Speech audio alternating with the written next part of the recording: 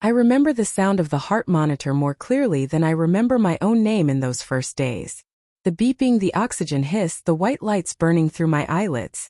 And the voices, always the voices. My mom's voice was the very first one I heard when consciousness flickered somewhere deep inside me. In a place where I couldn't move, couldn't open my eyes, but could hear every word like they were being carved into me. Doctors waste money on cases like hers, a stranger muttered in the hallway. She said if she dies, she dies. God closes useless chapters all the time. My dad's voice followed. Tired, irritated, like my existence inconvenienced him even from a coma. Pull the plug and let's get home. We've got better things to do than babysit a vegetable.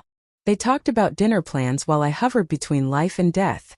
They debated what my sister Chloe should wear to some influencer event she'd been invited to.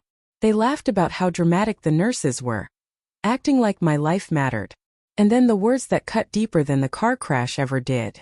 She's always been extra, Mom muttered. Look at her now, sleeping for attention. Dad snorted. She finally found a way to be quiet. I'm not complaining. I screamed inside my own skull. I clawed at a body that wouldn't move. I tried to force one finger to twitch, one toe to respond, but I was trapped. Trapped while my parents told strangers they hoped I wouldn't wake up. For 2 weeks they visited like that. 10 minutes at a time, mostly to ask the staff stupid questions like how much longer before the hospital stopped charging for me or whether insurance would cover any losses. The nurses pitied me. I could feel it in their voices. But pity didn't save me. On the 5th night, when the storm hit Portland, I heard the door slide open again. Mom and Dad stepped in with wet jackets and Chloe trailed behind them, complaining loudly that the hospital smelled like old people and failure. Chloe walked toward my bed, looked down at my face and laughed. You look gross. Mom didn't even pretend to be disgusted by the comment. Well, she never looked like a winner anyway. The doctor said if she wakes up, she might be slow or confused. Imagine that. As if she wasn't already behind in life. Dad checked his watch. Are we done? We should tell them we're not paying for extended care. It's her fault she crashed. That's what happens when you chase opportunities that never belong to you. What opportunities? They didn't know anything about my life. Not about the startup I'd built in Seattle, not about the private acquisition deal, not about the shocking number attached to it, not about the $850 million waiting for my signature. I had never told them because they had never cared. When they left that night, I felt something inside me collapse. A kind of death that wasn't physical, the kind that makes you see yourself differently. To them, I wasn't a daughter. I was a burden, a body, a noise, a responsibility they wished would disappear. 2 more days passed. Their visits stopped. No calls, no questions. The nurses whispered that my parents had signed conditional consent to withdraw support if my condition didn't improve. They were literally waiting for me to die. And then something snapped awake inside me. It happened at dawn when the night shift nurse whispered, "Fight if you can hear me. Fight for you, not for them." A flicker, a twitch, a spark. My fingers moved. The next day I opened my eyes and the first thing I felt was rage. Not the fiery kind, but the cold kind. The kind that freezes your spine and sharpens your thoughts until they're knives. I didn't tell anyone yet that I had regained full awareness. I didn't ask for my parents. I didn't ask for Chloe. Instead, I asked for my phone. The nurse placed it in my hands gently. With trembling fingers, I opened my secure email and saw it. Acquisition contract pending your signature. The number glowed like a burning sun. $850,000,000. My entire life had changed without them knowing. And I kept it that way. I had the pen. I had the power. I had the choice. The moment I was discharged, quiet, unnoticed, ignored, I signed the deal. I became a multimillionaire in silence. I bought nothing flashy.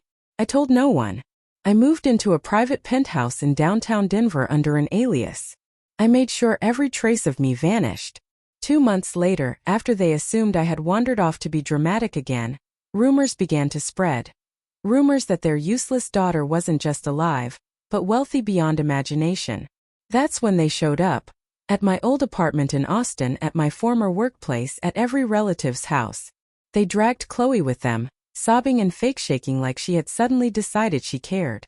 "We forgive you," Mom announced loudly to anyone who would listen. "We just want her to come home." Dad nodded dramatically. "We are a family. We belong together." Chloe sniffled. She owes us a reunion. We supported her through everything. Supported. They used that word like they had ever lifted a finger for me. Their act was so pathetic it was almost funny. But I wasn't done yet.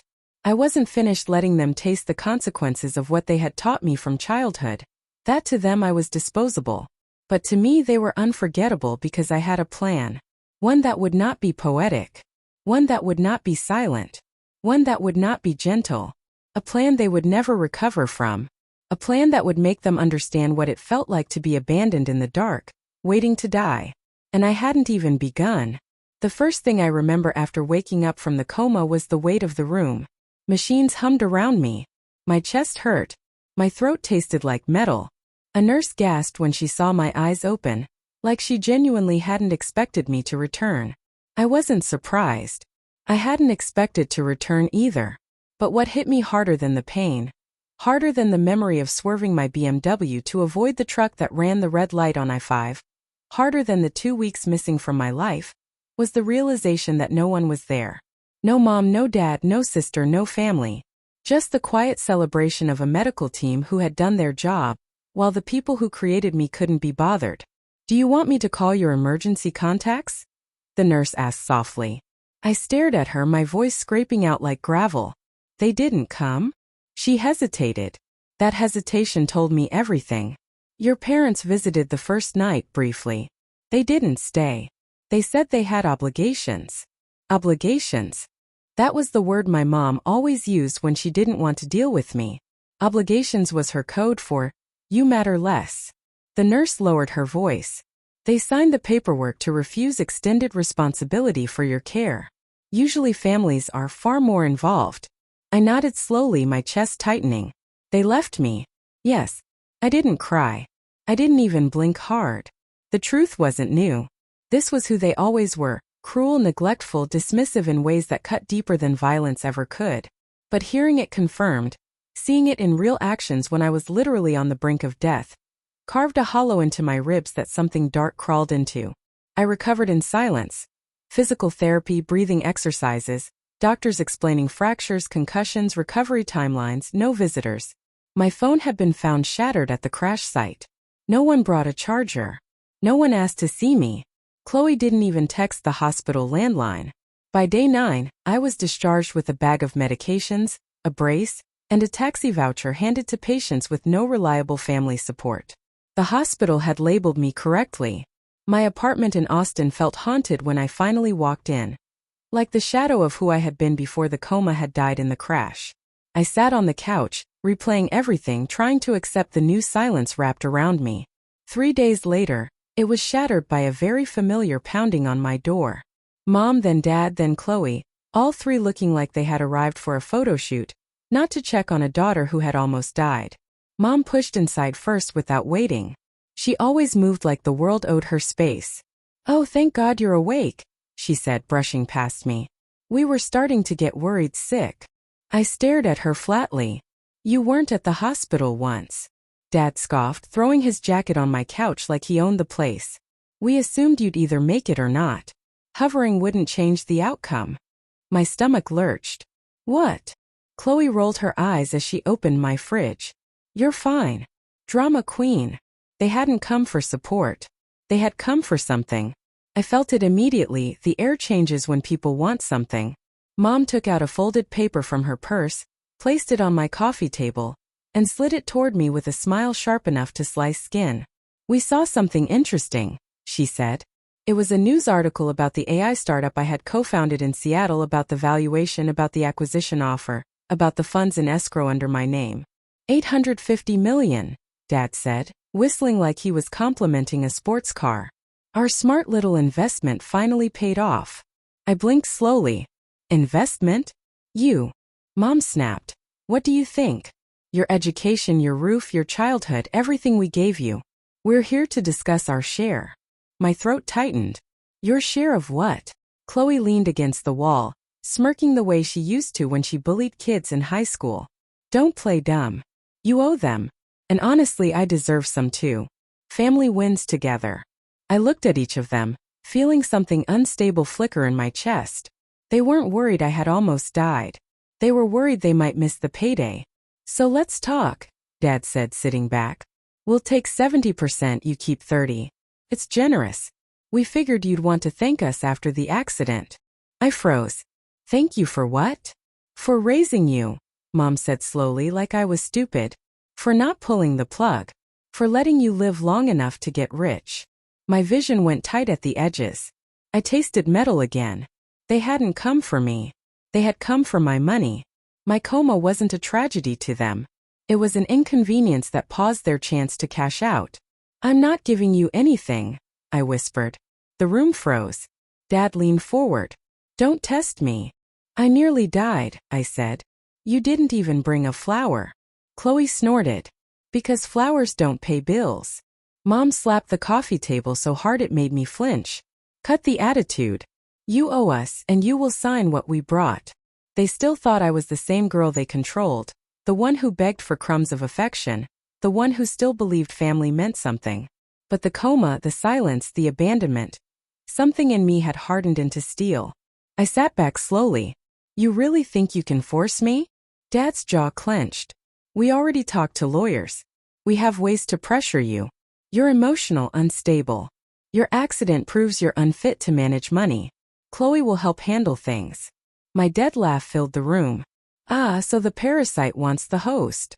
Chloe hissed. You don't deserve a cent. Mom stood up, pointing in my face. If you won't cooperate, we'll make you. You're weak alone. You need us. I shook my head. No. I needed you when I was dying and you walked away.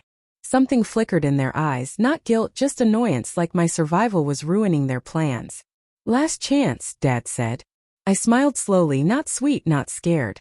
A smile that told them they were already too late. They didn't know what I had set in motion. They didn't know the paperwork I had signed the second I woke up. They didn't know the plan I had built from the ashes of my coma.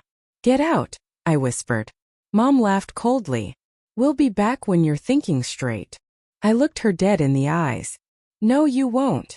They left in a storm of insults, ungrateful, useless, pathetic, broken. But for the first time in my entire life, their words didn't cut because they had no idea. I had already moved everything. I had already erased their access. I had already vanished on paper. Their greed had come too late. And soon they would learn just how late. I watched them through the hospital window in Portland before they even knew I was awake. My mother dragging my father by the wrist. Chloe trailing behind like a trophy they had polished for years. They weren't crying. They weren't shaken. They weren't relieved I had survived. They were arguing about numbers. 850 million, my mother hissed, fixing her hair like she was preparing for a gala instead of her daughter's ICU room. Do you know what we could do with that? That money belongs to the family. She doesn't even use her life properly. My father clicked his tongue. Let's just sign whatever papers we need. She's in a coma. No one will question it. Chloe laughed the way she always did when she knew cruelty was coming. If she dies, we can claim everything. Maybe we'll finally get something useful out of her. Their footsteps echoed before the door swung open.